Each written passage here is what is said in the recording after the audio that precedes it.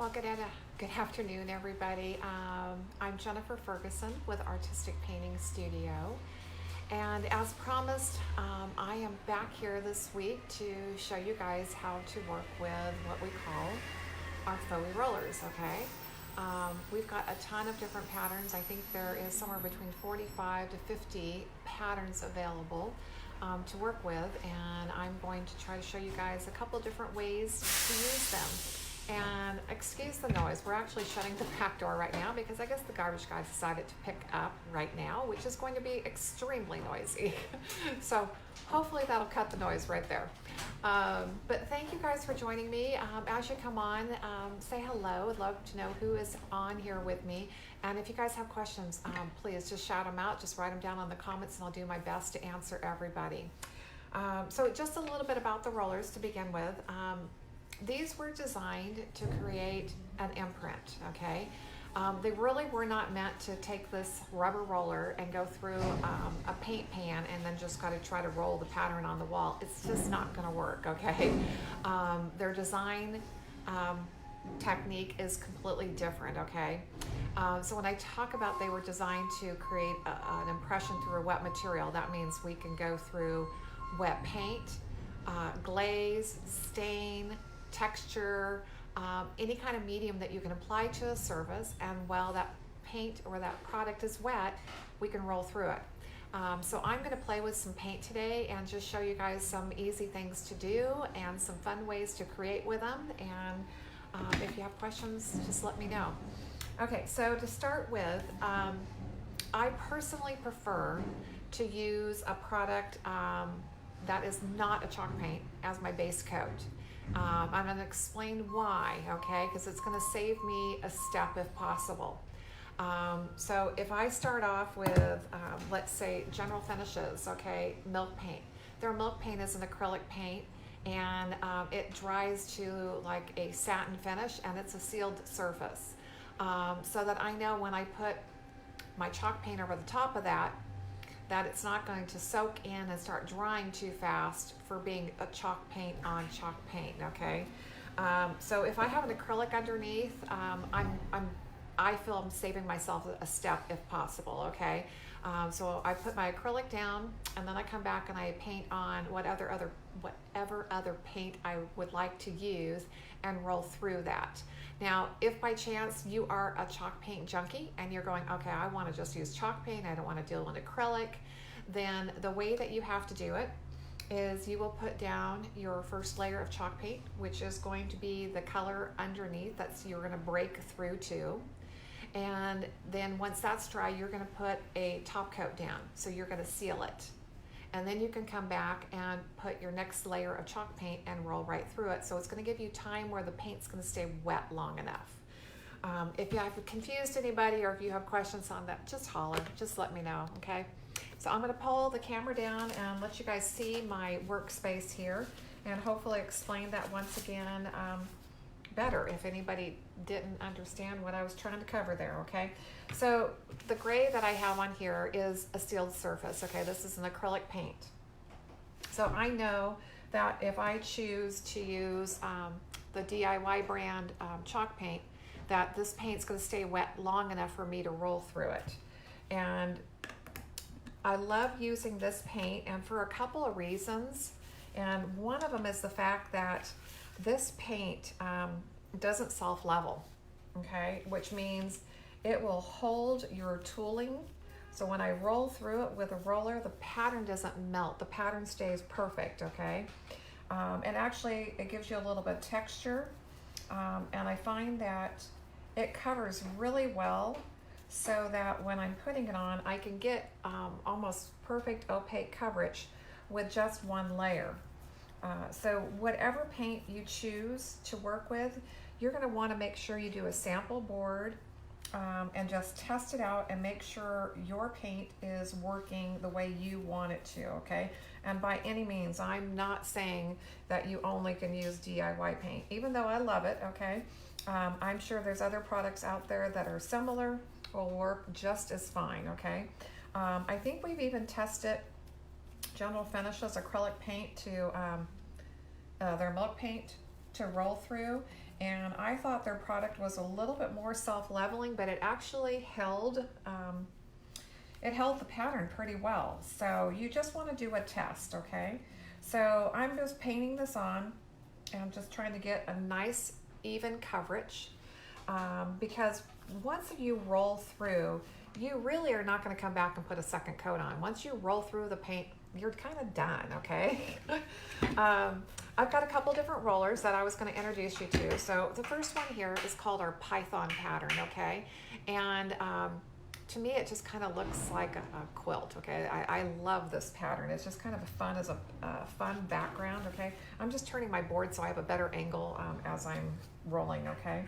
So once you have your paint on there, and I'm not panicking and going back and trying to roll through this really, really fast. I know I have time. You just roll through it, and that's it, okay? So it is breaking through the paint, exposing the color underneath, and if you're trying to make sure that you keep as consistent of a hand as possible, you could always offload onto this is packing paper that we have, and then so when I connect the design and I roll again, I'm going to get about the same amount of product coming off, okay? So that is what we call the Python roller, okay? And I have used this to where even if I want it like a funky little crackle pattern, that's also worked as a crackle pattern. And the nice thing about the DIY paint, and you can just check and see if your paint products will do the same thing, is it's thicker. So it's actually leaving a little bit of a thickness to the design. So it has a texture as well as, you know, exposing the color underneath. So this is just really fun. I mean, look how easy that was to do, okay? If I, by chance, for any reason, I wasn't happy with that, okay? I can get my paint back out here, okay? I'm just gonna get a little bit of fresh paint. And I am going to go ahead and just completely wipe that out and just brush right back over it, okay? And anywhere where it seems like it's just drying up a little bit here, I've added some fresh paint. Now, if I was on a bigger surface and I was worried about having enough time to get back and roll through the wet paint, you could also add a little glaze to your paint, okay? Give it a little bit more open time so that you do have more grace, okay, more open time or working time to come back and roll through it. Now this is one of, I think, our all-time favorite patterns here. This one's called the Crocodile. And this one again, okay, I'm gonna try to get like a full design on here. So I'm gonna go half and half and just roll right through, okay? And that was even brushing the paint completely out as it started to dry a little bit and rolling back through it, okay? So you just get these beautiful textures and patterns, and they're so easy to create with. And I want to say probably rolling through paint is one of the techniques we use the most. Mary Jo, I will make sure to put the link in here as soon as I'm done with the video so that you guys can find these. They're on my website, which is artisticpaintingstudio.com, and just look under decorative rollers, but I'll stick the direct link on here for you as well. But this is absolutely fabulous to work with on furniture, okay? You can do your drawer fronts, you could do the top of a dresser, you can do a tabletop. I actually did my coffee table. I mean, there are so many projects, and we'll also be posting more and more project pictures on here throughout the rest of the month, just to encourage you guys and inspire you on what our customers have done. They have more time to paint than I do, so we love sharing our customers' work. Okay, so that is basically just how easy it is, okay? Let's see, what else do I want to show you guys? I want to show you a couple more prints, and I'm going to show you another way to actually do this, okay? To create the most contrast, or to have the design stand out the best, Thank you, Rachel. I really appreciate that. So when you're really wanting the design and the pattern to really pop, okay, I use a lot of contrast. This right here is also DIY paint, and I think it's maybe like Sea Glass over Kissing Booth, okay? So I created a quite a strong palette, so my contrast would be strong and the design would pop. We've also have done it where we're basically white on white, so the pattern is just kind of like barely there. It can be as dramatic or as subtle as you personally want it to be. But another way to work with the paints, okay, is if you were just doing a smaller project and you're wanting more of like random application and you're not worried about anything being like perfect, okay? So let's say you're working even in a mixed media project and you're just wanting a little bit on a canvas. I'm trying to flip over a piece of paper here and make sure I've got something I can roll onto, okay? You can get your brush, okay, with a little bit of paint, and you can just paint directly onto the roller itself. Now, this is definitely not going to give you a perfect print by any means, but sometimes we don't want things to be so perfect.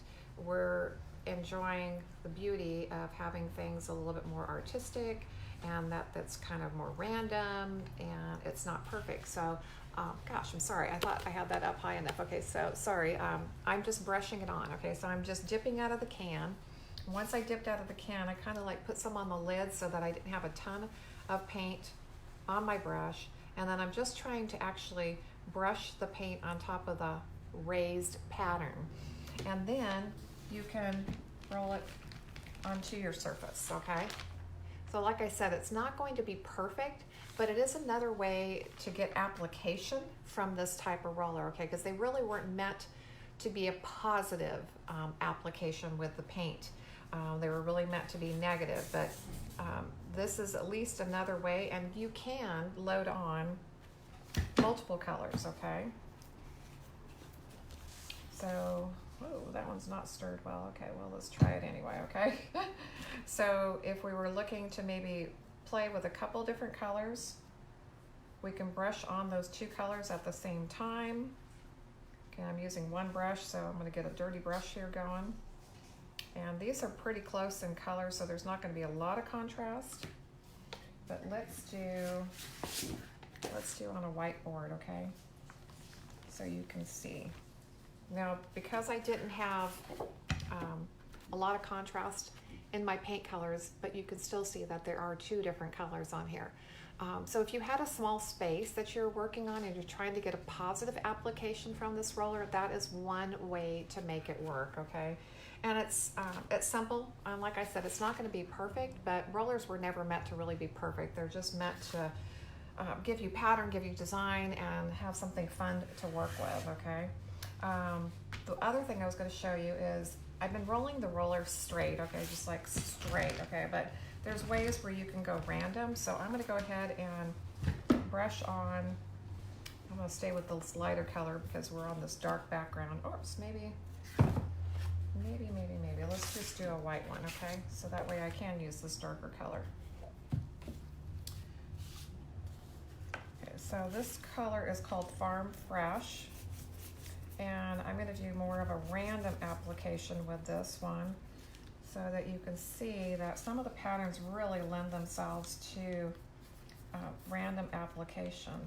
Now, the rollers all come with their own handle, okay? So there's no handle to buy, and I think there's like 45 different patterns. They clean up with basically just water. I don't very seldom ever get out any soap, okay? I just use like a little scrub brush and just scrub off the excess paint. It really does come off easy. I think it kind of depends on what paint product you are actually working with. But most of the time, the paint all comes off really, really easy. Okay, let me try to get everything off of my paper here so I can move this around. Okay, so instead of just rolling straight, okay, this is a leafy pattern. And I love using this design more random, okay? Where it just doesn't matter where I go, and it doesn't have to be, like I said, perfect. Even if there's some overlapping, it just is a really, really pretty pattern to work with.